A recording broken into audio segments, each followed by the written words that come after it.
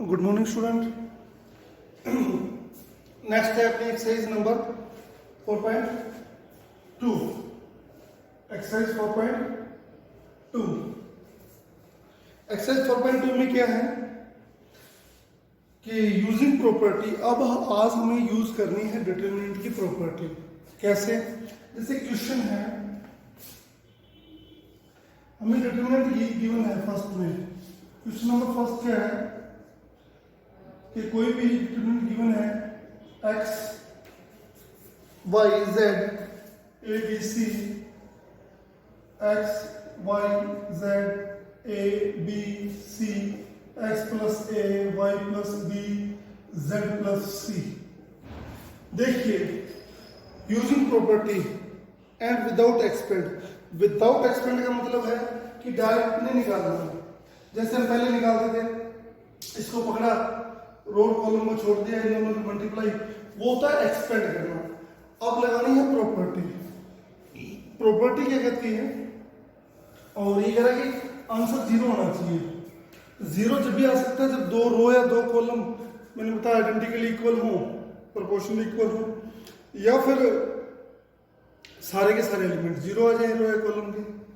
अब property use करनी है। प्रॉपर्टी जैसे हमने रो एलिमेंट्री ट्रांसफॉर्मेशन और कॉलम एलिमेंट्री ट्रांसफॉर्मेशन का लास्ट टॉपिक किया था, उसमें बताया था कि प्रॉपर्टी कैसे यूज होती है। प्रॉपर्टी का मतलब कि अब मैं चाहता हूं कोई दो रो या कॉलम सेम करना। जैसे ये है हमारी C3 में x+1 है। अगर इन दोनों को मैं जोड़ दूं, x+1 आ जाएगा, y+b आ जाएगा, z+c आ जाएगा। इनको जोड़े कैसे? अब पता कहां से लगा? इधर से देख के लगा, क्योंकि दोनों इक्वल हो जाएंगे तो आंसर जीरो आ जाएगा।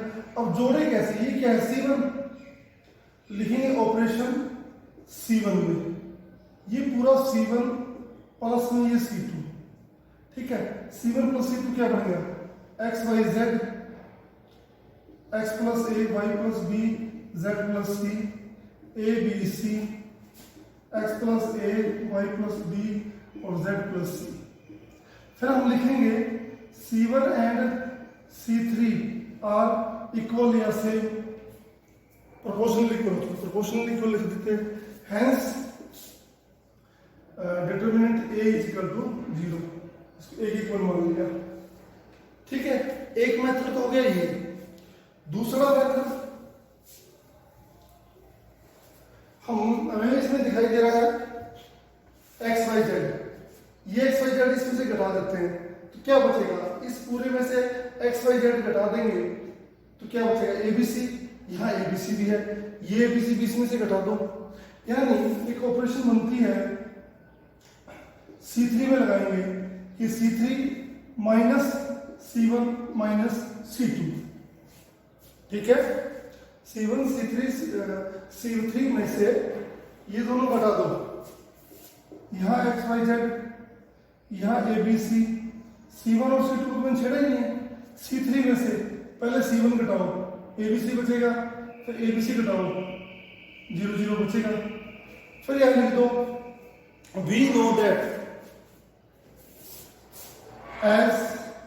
we know that any row or column have all element are 0, then determinant will be 0। किसी रो या कॉलम में अगर सारे एलिमेंट 0 हैं तो वो डिटरमिनेंट भी 0 होगा। या हम लिख सकते हैं as we see all element of C3 are 0, hence determinant will be 0। तो ये ऑपरेशन अपनी मर्जी से कुछ भी लगाओ, कोई रोक टोक नहीं है। कोई बच्चा कहे मैं तो रो में लगाना चाहता हूं तो रो में लगा लो भाई, कोई चाहता है कॉलम में लगाना कॉलम में लगा लो। कोई रूल रेगुलेशन कुछ नहीं, कोई फॉर्मूला नहीं इनका, सिर्फ इनके प्रॉपर्टीज पता होनी चाहिए। अब कोई बच्चा कहे कि मैं तो इसको इस तरीके से करूंगा, पहले इनको जोड़ूंगा फिर इनको जोड़ूंगा। ये क्या है? पूरा इसमें तीनों को जोड़ना है, R1 plus R2 plus R3, ठीक है। तो क्या आएगा? x y plus z, a plus b plus c, यहाँ क्या आएगा, x y z plus a plus b plus c, नीचे y z a b c. अब ये तो उलझ गई मैट्रिक्स, कि कुछ भी तो कॉमन नहीं आ रहा, ना कोई जीरो बन रहा, तो ये ऑपरेशन गलत है। ऑपरेशन हमें ऐसे यूज करनी है जिसमें जोड़ तोड़ करने के बाद हमारा सॉल्यूशन या तो एलिमेंट इक्वल आ जाए तो हम कॉमन आ जाएंगे तो बाहर ले लेंगे, या प्रोपोर्शनल इक्वल कर देंगे, या फिर वो जीरो बन जाए। तो हमें ऐसी सोच समझ के ऑपरेशन लगानी है, ऐसे नहीं कि कोई भी लगा दी। नेक्स्ट है क्वेश्चन नंबर 2। क्वेश्चन नंबर 2 में कहता है ए में डिटरमिनेंट गिवन अपने को a b C a minus b b minus c minus a b minus c minus a minus b c minus a minus b minus c equal to 0। अभी 0 equal prove करना है। जब भी 0 equal prove करना आ जाए समझ जाओ कि कोई दो रो या दो कॉलम के सारे एलिमेंट प्रोपोर्शनल इक्वल होंगे या इक्वल हो जाएंगे, या किसी एक रो या कॉलम के सारे एलिमेंट 0 होने वाले हैं। अब प्रॉपर्टी वो हमें लगानी है सोच समझ के क्या यूज करूं। अब क्या यूज करूं, देखिए ए बी सी माइनस का है, इनको तीनों को जोड़ दूं तो 0, तो हमारे पास क्या रिजल्ट आता है R1 plus R2 plus R3। मैं इनको इस R1 में ये R2 जोड़ता हूँ, ये R3 जोड़ता हूँ। A plus b plus c minus b minus c minus a minus b minus c minus a b C a minus a b c minus a b c. तो ये 0 0 0 0, यानी यहाँ भी 0 यहाँ भी 0 यहाँ भी 0। बाकी आप देख लेना, जो भी बचेगा वो लिख देना एज इट इज। तो मेरे ऊपर वाले में क्या आ गया R1 में, एक ही ऑपरेशन से R1 के सारे एलिमेंट क्या आ गए 0। हम लिखेंगे all element of R1 are 0, so the determinant will be 0। Clear? तो ऑपरेशन ऐसे लगेंगे, ठीक है। थर्ड क्वेश्चन है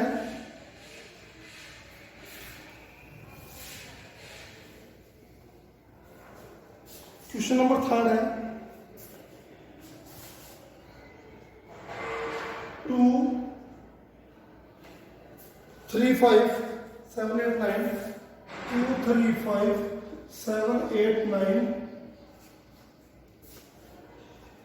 65 75 और 86 65 75 और 86। चलिए अब इसका डिटरमिनेंट निकालना है, 0 आना चाहिए। 0 पे भाई मैंने बताया कि इक्वल आएगा, इक्वल आएंगे या प्रोपोर्शनल इक्वल आएंगे। अब ये 2 है, ये 65 है, तो 2 की टेबल में 65 तक पढ़ूं, 32 दूनी 64 होते हैं, इसमें से मैं घटाऊं, या 33 दूनी 66 होते हैं। अगर 32 दूनी 64 घटाऊं तो भी एक, 66 घटाऊं तो माइनस का 1। अगर 32 से मल्टीप्लाई करके घटाऊं, 32 को 3 से करके घटाऊं तो यहाँ कुछ और ही बनता है, यहाँ और बड़ी रकम बनेगी। तो इसका और इसका तो कोई मैच नहीं बैठता। फिर आते हैं 7 8 9 पे। यहाँ 65 है, 7 का टेबल 65 तक, 7 9 जा 63, इसके नजदीक पड़ता है 63, तो 7 into 9 बन गया। 8 into 9 कितना होगा 72, यहाँ 65 है, यहाँ 63 है, कितने का डिफरेंस है 2 का, 2 यहाँ दिखाई दे रहा है। 8 9 का 72, 75 है, 3 का डिफरेंस यहाँ दिखाई दे रहा है। 9 9 का 81, यहाँ 86, 5 ज्यादा 5 का डिफरेंस यहाँ दिखाई दे रहा है। एक चीज निकल के सामने आई कि क्यों ना इसमें से पहले ये डिफरेंस माइनस कर दें, तो इसको क्या लिखेंगे हम, C3 है, C3 माइनस क्या है C1, तो क्या बनेगा 2 3 5 7 8 9, इसमें से ही घटाओगे तो क्या बनेगा 63 75 और 81। ठीक है, अब ऑपरेशन लगा दो, ये C3 है, C3 माइनस 9C2, 9 से इसको मल्टीप्लाई करके इसमें से घटाओ, 9 से मल्टीप्लाई इसमें से घटाओ, 9 से मल्टीप्लाई करके इसमें से घटाओ, तो क्या बनेगा 2 3 5 7 8 9 0 0 0। ये लो आंसर आ गया। अब कई बच्चे और भी शॉर्ट ट्रिक लगाते हैं, एक बार मेथड पता लग गया तो शॉर्ट ट्रिक क्या बनेगी वो कि C3 है, C3 में ऑपरेशन लगाओ, C3 माइनस C2, इसमें से ही घटाओ, फिर माइनस 9 यहां C1 आएगा और C2, इसमें से पहले ये घटाओ तो 63 बचेगा, तो इससे 9 से मल्टीप्लाई करके घटा दो, ये क्या आएगा 2 3 5 7 8 9। अब C3 है तो चेंजिंग C3 में आएगी, C3 ये रही, C3 क्या कहते हैं, C3 में पहले C1 घटाओ, 65 में से 2 गए 63, इसको 9 से मल्टीप्लाई करके घटाओ 63 में तो 0 0, आंसर ये आ गया। कई बच्चे ये भी यूज करते हैं, अलग अलग माइंड के अलग अलग प्रॉपर्टियां आएंगी। ठीक है, अब कैसे भी यूज कर सकते हो जीरो बढ़ने के लिए। दूसरा मेथड एक निजी तत्व इसमें, ये मेरे पास ऑपरेशन लगाया मैंने इसमें कि C3 माइनस C1, मेरा क्या आया 2 3 5 7 8 9 और यहां बच गया 63 72 और 81, ये डिटरमिनेंट है। आज डिटरमिनेंट की प्रॉपर्टी और बताता हूं इसके अंदर। अब इस 63 को मैं क्या लिख सकता हूं 63 को 9 into 7 9 into 8 9 into 9, तो 9 क्या है, कॉमन एलिमेंट है किसका C3 का, taking 9 as a common from C3, तो 9 बाहर आ जाएगा 2 3 5 7 8 9 7 8 9, हम लिख देंगे C2 and C3 are equal, hence determinant will be 0। लेकिन देखने वाली बात एक ये है कि 9 बाहर आ गया, अगर मान लो मैं कोई मैट्रिक्स लिखूं ऐसे 9 into 2 3 5 7 8 9 7 8 9, अगर मैट्रिक्स तो बना दूं तो इसका मतलब है कि 9 सारे एलिमेंट से मल्टीप्लाई होगा, और अगर डिटरमिनेंट बना दूं तो 9 किसी एक रो या एक कॉलम से कॉमन आएगा या एक रो या कॉलम से मल्टीप्लाई होगा। ठीक है, कॉमन तभी आएगा जब वो किसी एक रो या एक कॉलम से मल्टीप्लाई होगा। तो डिटरमिनेंट में और मैट्रिक्स में पजल नहीं होना, कई बच्चे पजल हो जाते हैं, वो ये देखते नहीं कि डिटरमिनेंट है या मैट्रिक्स है। अगर 9 यूं मैट्रिक्स में है तो 9 सबसे मल्टीप्लाई, और डिटरमिनेंट है तो 9 वन रो या वन कॉलम जिससे भी कॉमन है उसी से मल्टीप्लाई होगा, सिर्फ एक से, ना कि सबसे। चलिए, ये था प्रॉपर्टीज। अब प्रॉपर्टी वही बच्चा यूज कर सकता है अच्छे से जिसको ये पता लग जाए कि इसके 2-4 मेन रूल्स क्या हैं, कि ज्यादा से ज्यादा एलिमेंट 0 बनाओ, या रो या कॉलम को इक्वल बनाओ, या प्रोपोर्शनल इक्वल बनाओ। 3 रूल मेन है। या फिर 0 वाला क्वेश्चन ना करके आंसर ये आएगा, तो उस आंसर को ध्यान में रखते हुए प्रॉपर्टी लगाओ। अब जैसे नेक्स्ट क्वेश्चन है, क्वेश्चन नंबर 4। क्वेश्चन नंबर 4 में कहता है 1 1 1 BC AB CA AB A B plus C b C plus A, c a plus b, और डिटरमिनेंट जीरो आना चाहिए, इसका जीरो आना चाहिए। नेचुरल अंडरस्टैंड है कि रो या कॉलम इक्वल मिलेंगे। पहले इसको मल्टीप्लाई कर दो, इसको ए वन लो, ए का डिटरमिनेंट 1 1 1, बी सी सी ए बी, ऊपर आएगा ए b plus A c, b C A b, a c b c. चलिए अब क्या ऑपरेशन लगाए, मेरे भी समझ में नहीं आ रहा यार, कॉमन भी नहीं दिखाई दे रहा, ना कुछ घटाने पे कुछ बन रहा। तो एक काम करते हैं, ए बी बी सी इनको जोड़ देते हैं सबको। ये मेरा C2 है, C2 में मैं ये C3 सॉरी ये मेरा C3 है, C3 के अंदर ये C2 में ऐड कर देता हूं, देखते हैं क्या होता है। 1 1 1, b c c A B, यहां क्या बन गया, a b a c b C, A b a c b C, A b a c b c, सब में आया a b a c b C, A b a c b C, A b a c b c. हम लिखेंगे a b a c plus b c taking as a common from C3। चलिए, taking a b C A B B C a c as common from C3, C3 से common ले लेंगे, क्या आएगा, A B B C, A B B C plus A C common आ गया, 1 1 1, b c c A B 1 1 1, यह तो 1 1 बचेगा। हम लिख देंगे C1 and C3 are proportionally sorry are identically equal, hence determinant will be 0। ठीक है, ऐसे करते हैं, क्योंकि ये दिया हुआ विदाउट एक्सपेंड।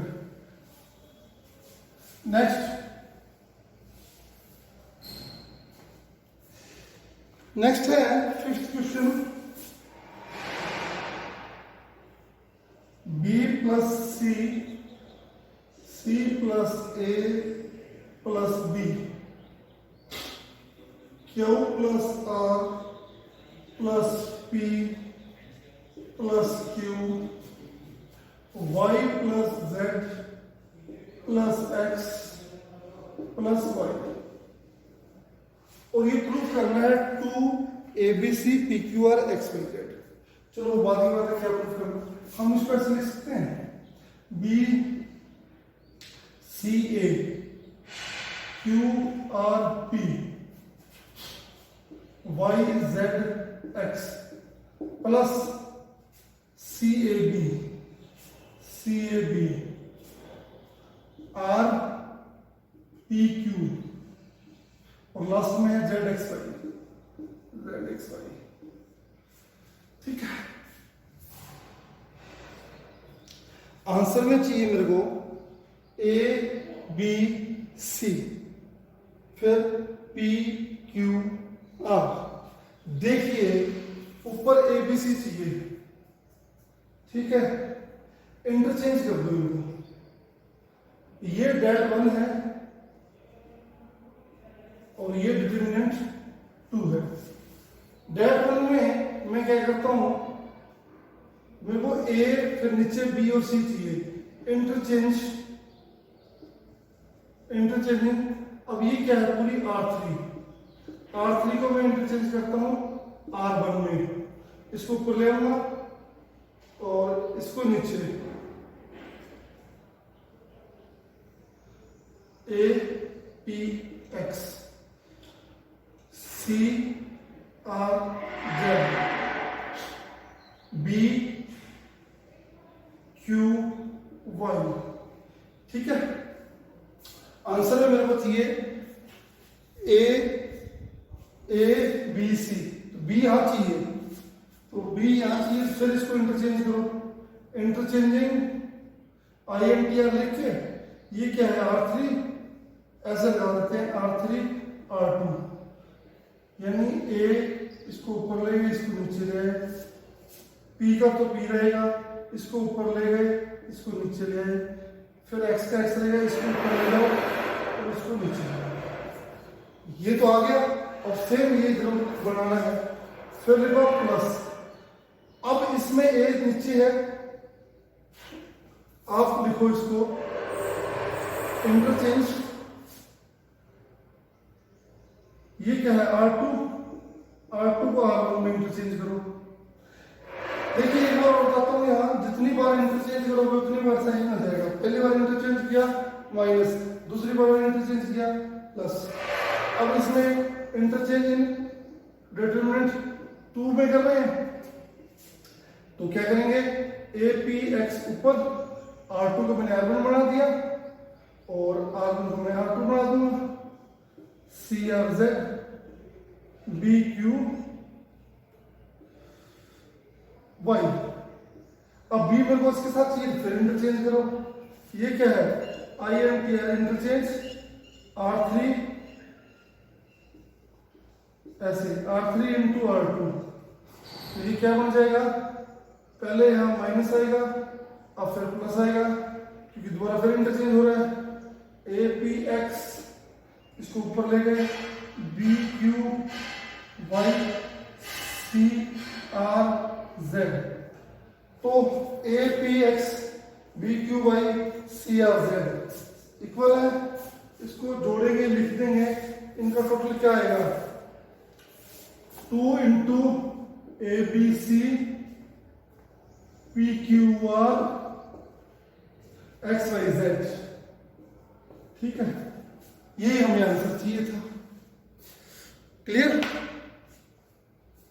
देख लो इसको अच्छी तरह से, क्योंकि मेरे को आंसर ये बनाना है ABC वाला, इससे तो बन नहीं सकता, इनको सेपरेट कर दिया, ये जैसे है ABC फर्स्ट, और इनमें जो ऐड है उसको अलग में डिटरमिनेंट बना के लिख दिया। अब इनमें मेरे को ABC ऊपर चाहिए, A R3 में है, R1 बना दिया, R3 इंटरचेंज R1, फिर ये C बीच में है, इसको नीचे ले लिया, क्योंकि B मेरे को बीच में चाहिए, ABC चाहिए, तो अपनी सुविधाओं के अकॉर्डिंग इसको चेंज करते गए जो हमें आंसर चाहिए। ऐसे ही प्रॉपर्टी सेकंड डिटरमिनेंट में लगा दी, 2 डिटरमिनेंट जरूरी नहीं है, जो प्रॉपर्टी इधर लगाई वही उधर लगाओ, नो, ठीक है, अलग अलग प्रॉपर्टी लगा सकते हैं। चलिए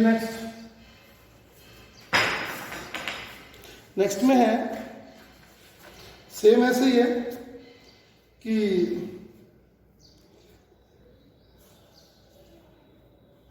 हमें गिवन है question number 6, 0 minus A 0 C B C 0, ठीक है, हमें क्या देखना है, इसको डिटरमिनेंट विल बी 0। इसमें एक चीज क्लियरली शोइंग है इसमें कि ये स्क्यू सिमेट्रिक मैट्रिक्स है, पीछे आया था स्क्यू सिमेट्रिक और सिमेट्रिक, तो स्क्यू सिमेट्रिक मैट्रिक्स हो, ओड ऑर्डर की हो, डिटरमिनेंट 0 होता है। आज इस चीज को हम प्रूफ करेंगे। मान लीजिए ये A है, ठीक है, A डिटरमिनेंट हो गया। अब A डिटरमिनेंट है, ये गिवन ही है, सॉल्व। मैं लिखता हूं taking -1 as common from C1 C2 and C3। सब में से इसमें से -1 कॉमन, माइनस कॉमन ले लिया, डिटरमिनेंट A किसके इक्वल आया। देखिए -1 इधर से, -1 इधर से, -1 इधर से कॉमन है, तो -1 की पावर हो गई 3। यहां से माइनस कॉमन लूंगा, 0 तो 0 रहेगा, ये माइनस का है, प्लस का ये हो जाएगा,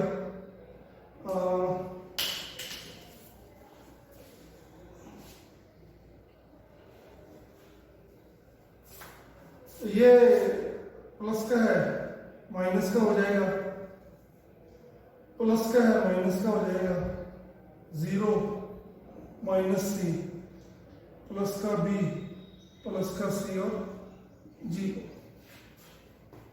ठीक है, यहां से माइनस कॉमन लिया, यहां से माइनस कॉमन लिया, यहां से माइनस कॉमन लिया। अब जो नेक्स्ट है वो है कि माइनस से हम सबकी क्या कर दें, मल्टीप्लाई। -1 के 3 क्या हो गया, माइनस हो गया, 0 a b minus a, 0 minus c b c 0, ये आ गया। ठीक है, अब क्या करते हैं, इनका करते हैं इंटरचेंज। माइनस, ये क्या है, रो बनाता हूं इसको कॉलम, माइनस ए बी, ये रो है, कॉलम बना दो, ए 0 सी माइनस बी माइनस सी और 0। यहां लिख देंगे इंटरचेंज रो एंड कॉलम। एक बार बात याद रखिए, कोई भी डिटरमिनेंट हो ए और उसका ए का ट्रांसपोज का determinant, A determinant equal to A के ट्रांसपोज का डिटरमिनेंट हमेशा क्या आता है, इक्वल आता है। ये रूल याद रखिएगा, कोई भी डिटरमिनेंट हो या उसके ट्रांसपोज का डिटरमिनेंट हो, आंसर सेम ही आएगा। तो हमने क्या किया, इसका ट्रांसपोज कर दिया, ये आ गया। ये किसके इक्वल है, फर्स्ट वाले के, माइनस ए डिटरमिनेंट के। और यहां क्या चल रहा है, ए, इसको इधर ले आए, -2 माइनस के प्लस का, a determinant is equal to 0 और determinant a is equal to 0। हो गया प्रूफ। तो एक चीज नहीं निकल के सामने आई आज कि कोई भी डिटरमिनेंट हो, ए मैट्रिक्स हो, उसका डिटरमिनेंट निकालो, फिर उसके ट्रांसपोज का डिटरमिनेंट निकालो, दोनों क्या आएंगे, सेम आएंगे। और स्क्यूज मैट्रिक्स हो, ऑड ऑर्डर की हो, डिटरमिनेंट क्या आएगा, 0, क्या आएगा, 0। चलिए नेक्स्ट, जैसे जैसे रूल अप्लाई होंगे मैं आपको बताता रहूंगा। लास्ट क्वेश्चन इसी में है, 7th क्वेश्चन। आगे फिर प्रॉपर्टी वाले आ जाएंगे। अब क्वेश्चन नंबर 7 क्या कहता है, -a² ba ca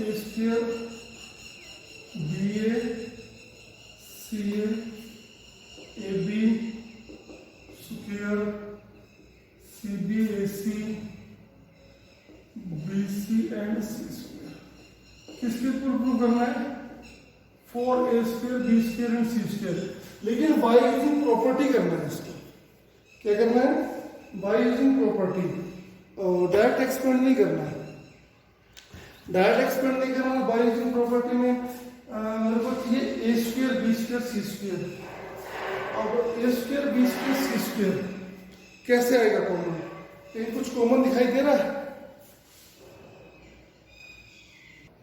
अब हमें a² बाहर चाहिए, a² कैसे बाहर आएगा, देखो इधर से अगर a ले लेंगे तो a खत्म हो जाएगा, यहाँ a b c बचेगा, मेरे को a² चाहिए। यहाँ भी a है, यहाँ भी a है, यहाँ भी a है, यहाँ b c, यहाँ c। तो मैं क्या करूं, taking a b and c as a common from R1, taking a b c as a common from R1, R2 and R3। R1 से कॉमन लिया a, इधर से कॉमन लिया b, इधर से कॉमन लिया c, कॉमन लिया a, इससे पूरे से b ले लिया, इससे पूरे से c ले लिया। पूरे से a कॉमन है ना, तो b c बच गया, पूरे से b कॉमन गया तो c बच गया, c कॉमन गया तो b और c बच गया माइनस। फिर ए इसमें भी कॉमन है, बी कॉमन है, सी कॉमन है, फिर वो रूल लगा दो, taking a b and c as a common from C1 C2 and C3, C1 C2 and C3। अब ए फिर बाहर गया, ए पहले ही है, ए स्क्वायर बी आएगा, बी स्क्वायर सी स्क्वायर। अब ए बाहर गया तो -1 1 1 1 -1 1 1 1 -1। अब ज्यादा से ज्यादा जीरो बनाओ। ज्यादा ज्यादा जीरो कैसे बन सकते हैं? इसमें ये जोड़ो, मैं R1 नहीं कर रखता हूं, ये ऊपर वाली R1 है, R1 plus R3, R1 plus R3, तो बाहर क्या आएगा?